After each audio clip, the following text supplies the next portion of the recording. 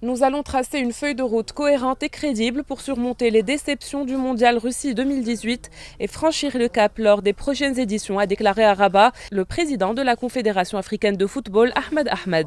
Lors de son discours de clôture de la conférence de la Confédération africaine de football à Rabat pour évaluer la participation des pays du continent au Mondial Russie 2018 de football, M. Ahmed a confié que le football africain venait de vivre l'un des chapitres les plus douloureux de son histoire.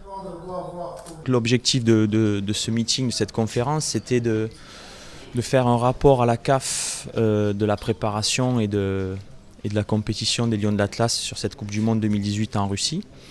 Donc nous avons exposé la préparation du Maroc du premier jour du regroupement de Srirat le 24 mai jusqu'au soir du dernier match contre l'Espagne le 25 juin dernier.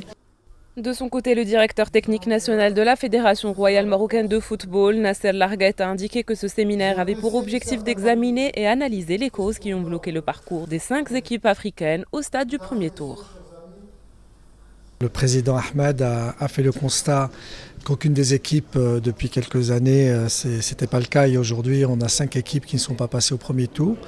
Donc il a voulu comprendre ce qui se passait et je dirais les mieux placés, ce sont les légendes qui ont déjà joué ces compétitions, qui se sont qualifiées dans les Coupes du Monde, plus les techniciens et les entraîneurs qui ont drivé ces équipes-là pour expliquer comment ils ont préparé, comment ils ont pu vivre cette compétition, quels ont été les points faibles et les points forts. Et justement, derrière, il y a quelques recommandations qui peuvent sortir. Effectivement, il vous l'a dit, c'est pas forcément flou parce que c'est quelque chose de frais, parce que ça a été sur 2 jours condensés. La Confédération africaine de football a planché pendant 2 jours à Rabat sur la reconstruction de son football. Entraîneurs, dirigeants et anciens joueurs ont d'abord dressé un bilan de cette participation. Ils ont ensuite préconisé plusieurs actions en mesure de redonner un nouveau souffle au football africain.